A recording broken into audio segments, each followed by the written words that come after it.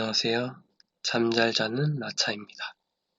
오늘은 탈무드에 대한 책 내용을 읽어볼까 합니다.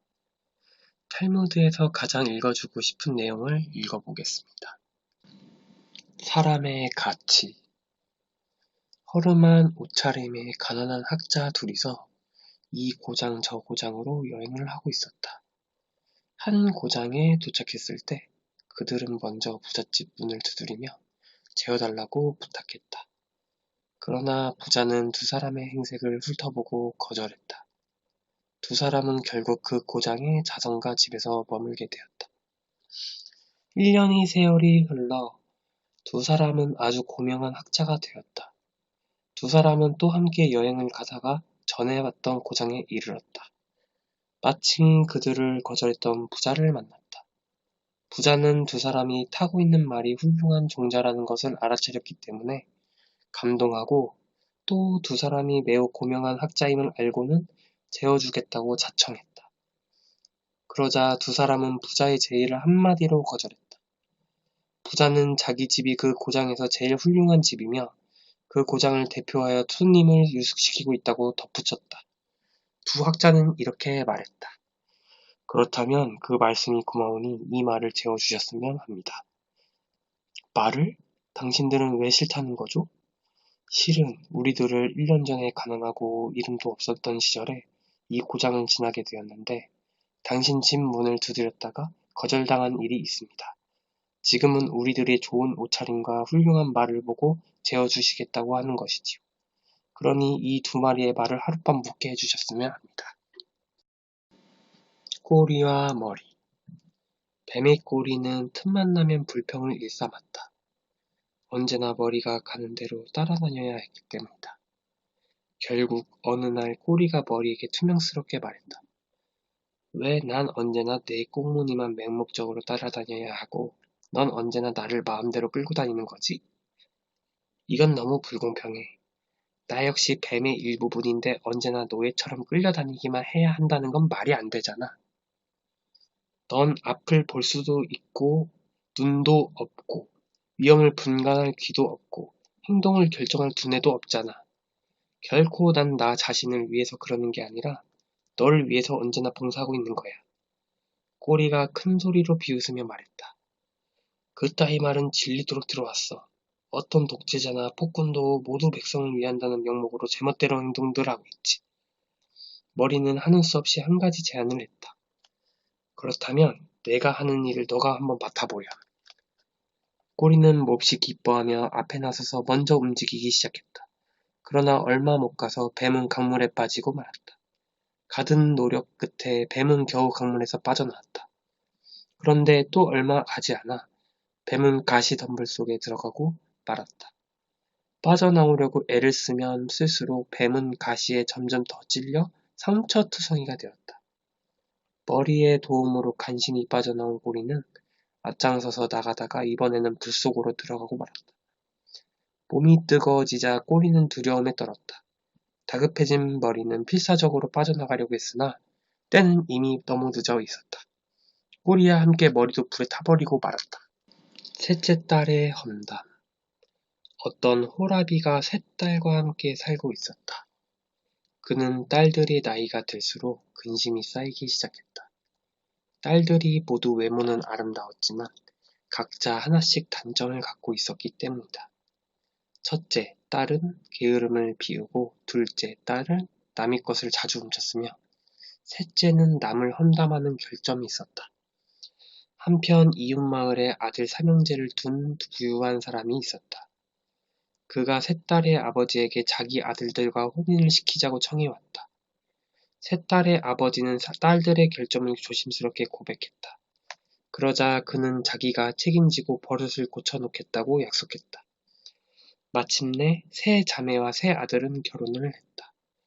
시아버지는 게으름뱅이 맏며느리에게 하녀를 여러 명 고용해주고 도둑질하는 버릇이 있는 며느리에게는 큰 창고 열쇠를 내어주며 무엇이든 갖고 싶은 대로 가지라 했다. 그리고 험담하기를 좋아하는 셋째 며느리에게는 매일 아침마다 오늘은 남을 허를 뜯을 것이 없느냐 하고 물었다. 어느 날 친정 아버지는 딸들이 궁금해 사돈댁으로 갔다. 큰딸은 마음대로 게으름을 피우며 살 수 있어 즐겁다고 했다. 둘째 딸은 갖고 싶은 것을 마음대로 가질 수 있어 행복하다고 말했다. 그러나 셋째 딸은 시아버지가 자기에게 무엇이든 캐물어서 괴롭다고 했다. 친정아버지는 셋째 딸의 말만은 믿지 않았다. 셋째 딸은 시아버지까지도 헐뜯고 있었기 때문이다. 세 가지 현명한 행위.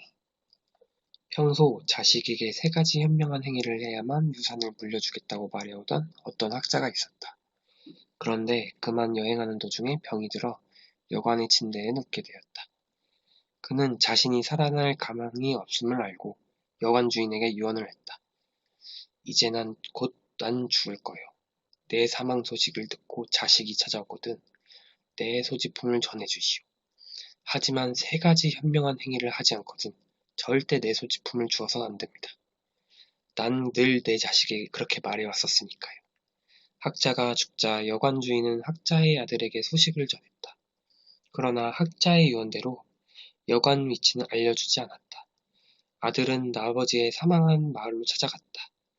아들은 자신의 지혜로 여관을 찾아내야만 했다. 마침 나무꾼이 뗄나무를 지고 지나가고 있었다. 아들은 나무꾼을 불러 뗄나무를 산 뒤 말했다. 이 나무를 여행이 중인 학자가 죽은 여관으로 배달해 주시오. 그리고는 나무꾼의 뒤를 따라갔다. 여관 주인은 나무를 주문한 적이 없다고 말했다.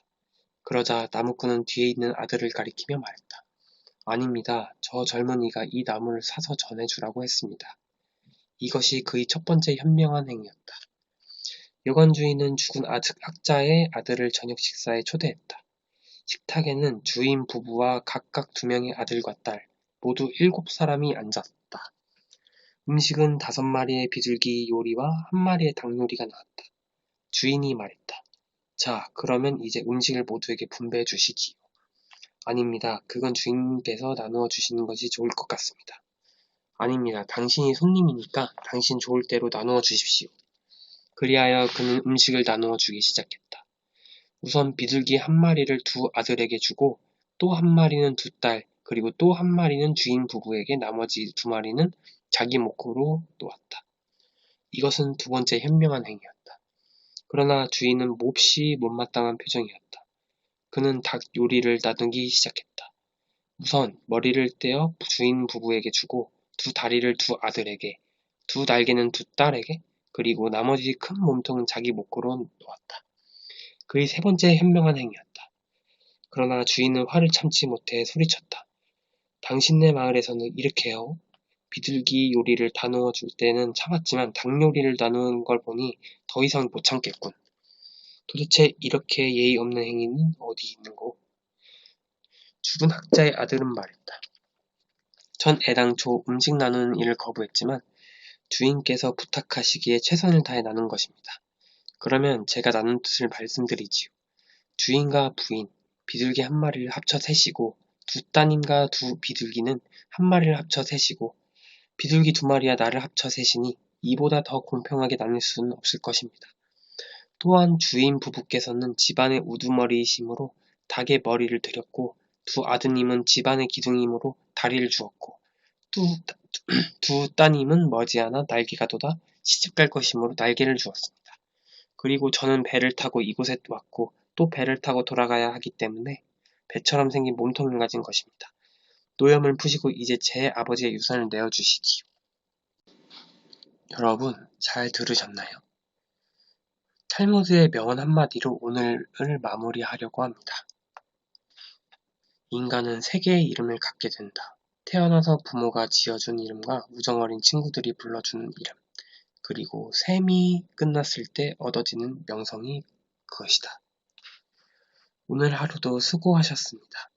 편안한 밤 되세요.